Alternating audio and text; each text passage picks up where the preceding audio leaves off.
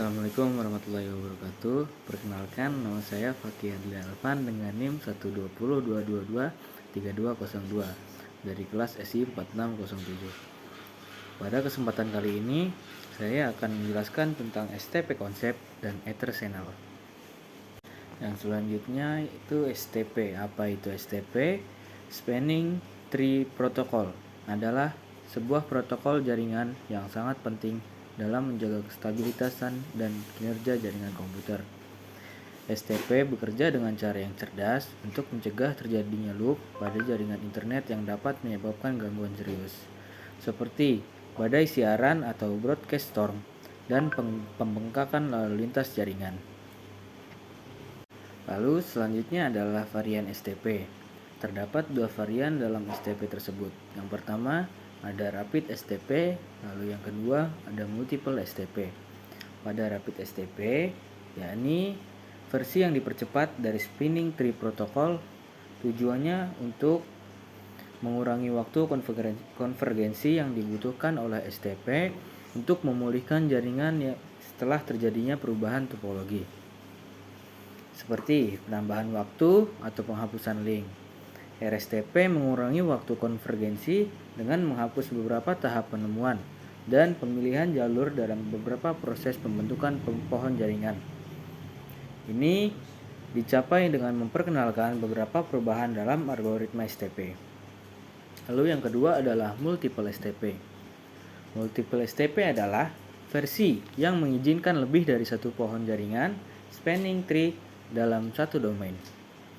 Hal ini memungkinkan jaringan yang lebih kompleks dibagi menjadi beberapa area, di mana setiap area memiliki pohon jaringan sendiri. Ini memungkinkan pengoptimalan yang lebih baik dari sumber daya jaringan dan pengaturan kebijakan yang lebih spesifik. MSTP ini membagi jaringan ke dalam beberapa instansi, dan setiap instansi memiliki konfigurasi STP independen. Selanjutnya terdapat cara kerja STP dan keuntungan STP. Cara kerja STP yakni mengidentifikasi jalur yang tidak perlu dan memilih root bridge sebagai pusat jaringan. Setiap switch menentukan jalur terpendek ke root bridge. Setelah itu, setiap switch mengidentifikasi port yang harus digunakan sebagai root port atau jalur terpendek ke root bridge, dan designated port atau jalur terpendek ke segmen lain. Port yang tidak terpilih sebagai root port atau designated port akan dijadikan sebagai blocking port untuk mencegah terjadinya loop.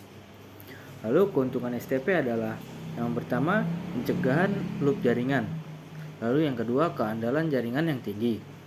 Lalu pemilihan otomatis, dan yang terakhir, kompatibilitas dengan berbagai topologi jaringan. Lalu yang selanjutnya adalah header channel.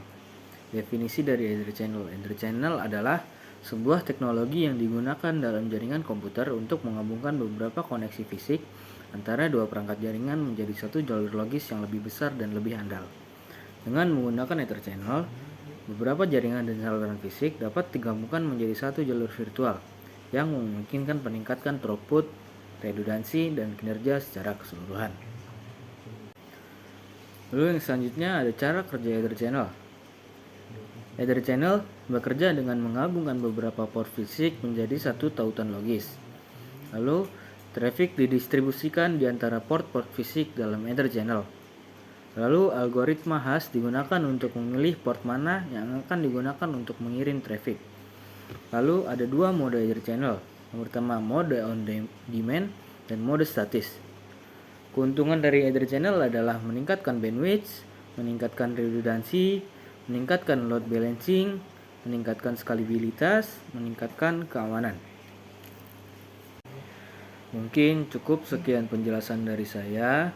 Kurang lebihnya mohon maaf. Terima kasih. Wassalamualaikum warahmatullahi wabarakatuh.